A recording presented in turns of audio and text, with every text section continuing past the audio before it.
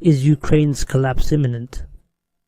Today, we will reveal to you one of the most dangerous secret meetings in the history of the war in Ukraine. A meeting that changed all the balances and exposed the truth about Ukraine's collapse, and revealed why Trump suddenly returned to act in such an urgent and unexpected way to stop this war.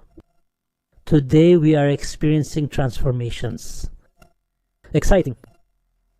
Because in just a few days, major figures in Ukraine have fallen due to corruption charges, including Zelensky's chief of staff. He was replaced by Amrov, who was appointed in his place. American reports claim Amrov, involved in corruption cases, is the next president of Ukraine.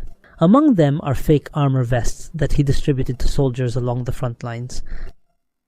And with all this, the negotiations are moved to a golf course in Miami instead of the White House, instead of Washington, as if America is sending a clear message: you are not politicians, you are just corrupt individuals. But what's even more dangerous than all of this is what leaked from the meeting details. America is asking Ukraine to forget about joining NATO completely, insisting on Trump's plan. No Crimea, no Donbass, and no NATO. It's as if they're telling them directly, either you sign this agreement or you will disappear from the face of the map. On the other hand, Europe is in a state of madness. France, Britain, Germany, they refuse to surrender. And today, for the first time in 80 years, they are hinting at the option of striking. The agreement against Russia, the soil that was almost officially announced. The chairman of the NATO Military Committee. So today we won't talk about ordinary negotiations, but rather about defining negotiations. Who will flee first, who will stay, and who will rule Ukraine after the surrender? So what exactly is happening? Why did America choose this exact moment to present a peace plan or a surrender plan? Are we facing the beginning of a new division of Europe? Is a major war developing out of the media spotlight? We have key details today. Stay tuned.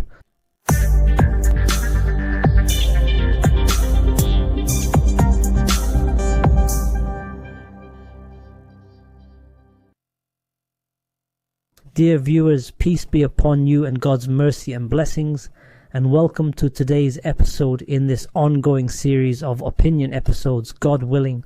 We will start with these statements made by President Trump for the first time.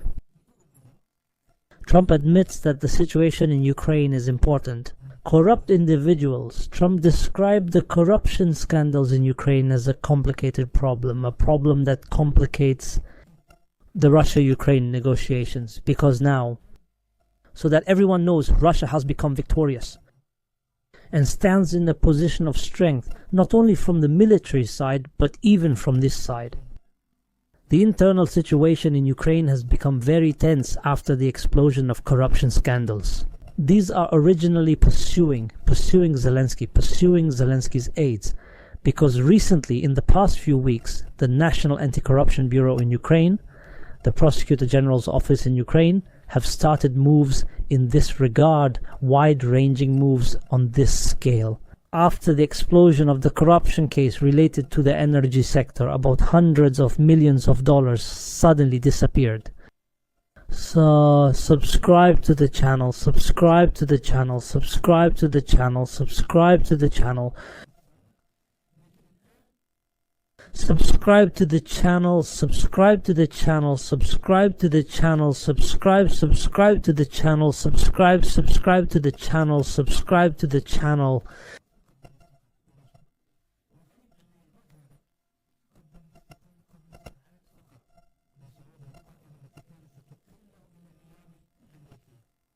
Subscribe to the channel. Subscribe to the channel, subscribe to the channel. Subscribe to the channel, subscribe to the channel, subscribe to the channel, subscribe.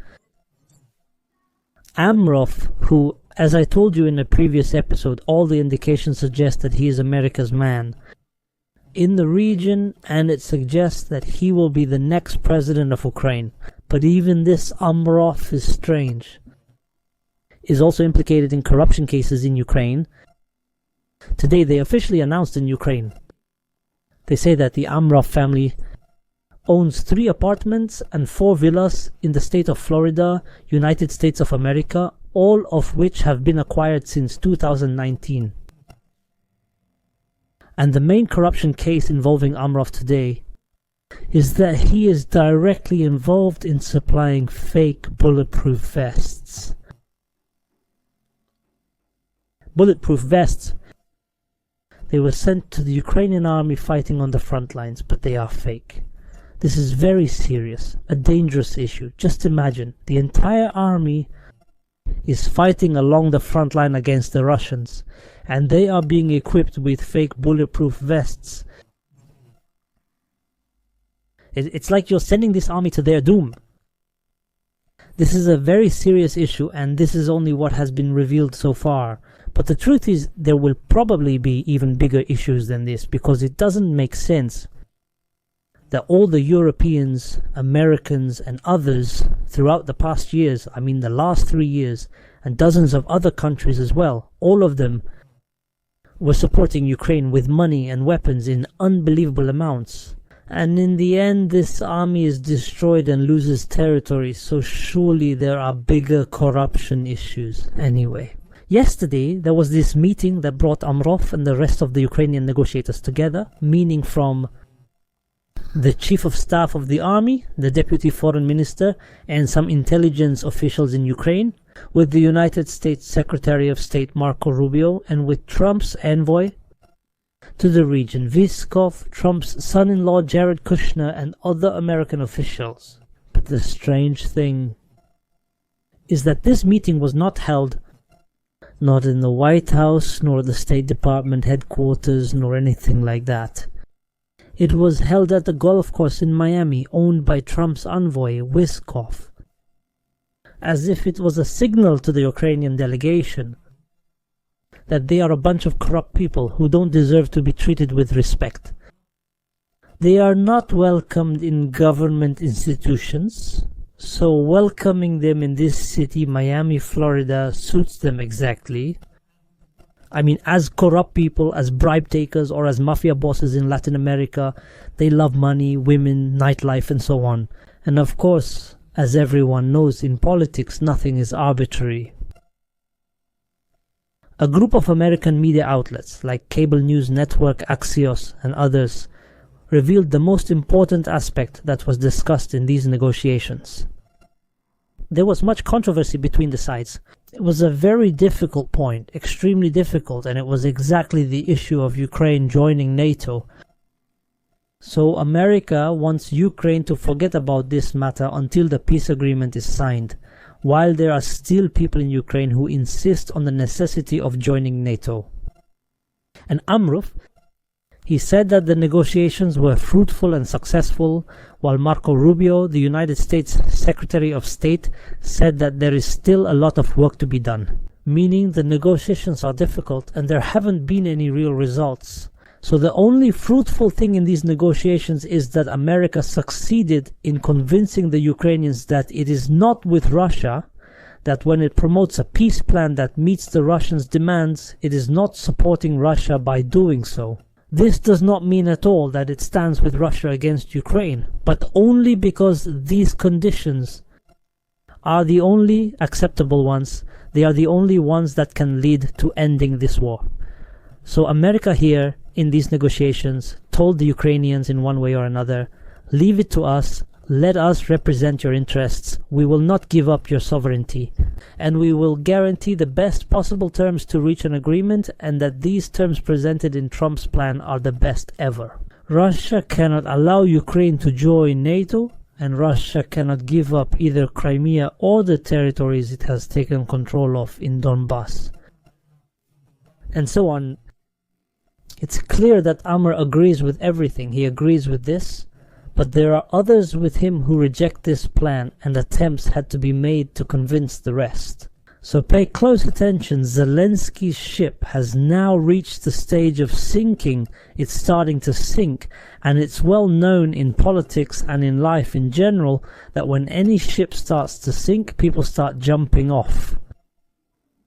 Many of the people around Zelensky will either fall, end up facing corruption charges, or they will jump ship and leave Zelensky alone. And here, pay close attention. Even America or Trump is now taking the same approach. Exactly, he's trying to jump off the ship before it sinks. Why am I saying this? Trump, he had tried to settle this before. The women. He welcomed Putin in Alaska, and we discussed these steps in several episodes, but right after that, all efforts to end the war stopped. But what's strange is that Trump suddenly, without any prior warning, suddenly started moving again on this Ukrainian issue. And he came back with this plan, the new peace plan, and this time he is insisting more than ever on accepting this plan and stopping the war completely. Why is that? This is not just for the Nobel Peace Prize and so on. No, there is time. There is still time for that, but why is that? Because America is now completely convinced that Ukraine will collapse soon. If it doesn't intervene urgently to stop this war, it will collapse. The American intelligence, which is working very intensively inside Ukrainian territory, is also operating along the front lines. They may have submitted urgent reports to the American administration asking them to intervene urgently to stop this war, because Ukraine will collapse soon. It's on the verge of collapse, whether militarily or socially. Also, after the spread of corruption cases and the emergence of great public anger today inside Ukraine, America has come to the conviction that if it doesn't intervene now to stop this war, even if it means granting victory to Russia, America will lose everything in Ukraine. That means Russia won't just control the territories it's demanding today, but all of the vast Ukrainian lands completely. At that point, Russia won't just gain these strategic demands it's asking for today, but it will achieve much greater gains. It will then have borders with Romania, Poland, and so on, with NATO countries, and America will then lose the rare natural minerals in Ukraine. The United States Secretary of State Marco Rubio said in a statement today that Trump's peace plan guarantees independence and sovereignty for Ukraine. So imagine with me, even though Ukraine will lose land and lose its rights and demands and so on, it will still gain sovereignty. What does that mean? What does this mean? It's as if he's implying that without this plan there won't be no independence or sovereignty for Ukrainians, as there would be no country called Ukraine. The controversial retired American Colonel Douglas said today that Ukraine is making a grave mistake when it rejects Trump's plan. Why? He told me that it will find out. When the Russians take control of all Ukrainian territory, that's exactly why Trump is moving urgently to stop the war, because Ukraine is finished. If it doesn't sign the surrender agreement, it will completely collapse now. That's why he's trying to convince those Ukrainians, despite their involvement in corruption cases. Who among them will jump from this sinking ship to survive politically in the next phase, like Amrov? Because he is the one who, according to all reports, will definitely be the next president of Ukraine. So what did the American newspaper The Wall Street Journal say? It said that among the issues discussed in these negotiations in Miami was the scheduling of elections in Ukraine, meaning setting a date for the elections. Who will replace Zelensky in leading Ukraine? So who will jump ship first?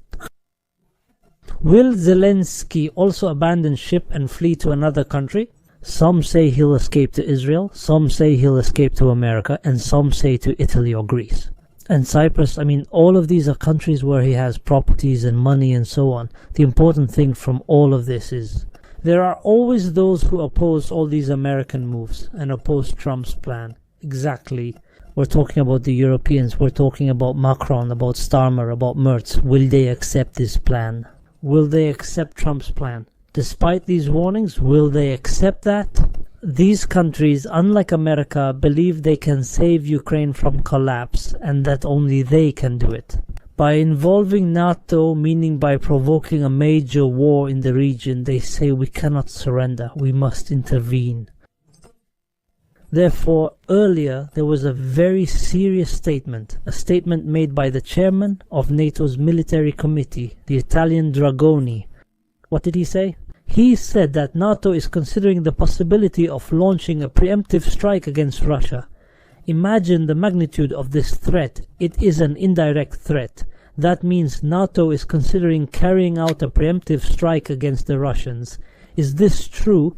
Can NATO launch a preemptive strike against Russia and without permission or approval from America? NATO is not just France, not just Britain or Germany. We're talking about America, Turkey, Spain and Poland. These countries can't just agree. So why was this statement made?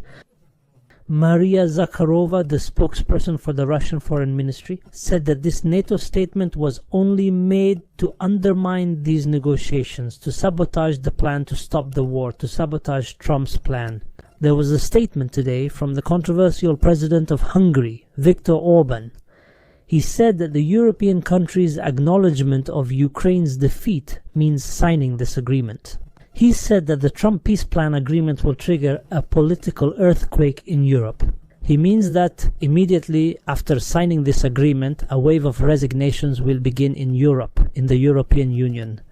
That means all the leaders of the war party, from Macron, Starmer and Merz, to the president of the European Commission and so on, will resign. Orban said that the only possible solution that will spare the region any tension or future wars is to transform only what remains, just what remains, of Ukrainian territory today into a buffer zone between Russia and NATO, meaning it would be the dividing border between Russia and NATO.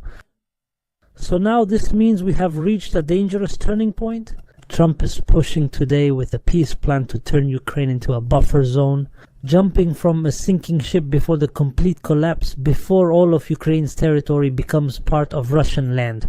Meanwhile, Europe, led by Macron, refuses to surrender and hints at a preemptive strike by NATO. So the question that strongly arises today is, what will be the fate of Europe in the future? Are these events really bringing us closer to a major upcoming war? Or will Europe accept the situation and admit defeat so that there won't be a major war?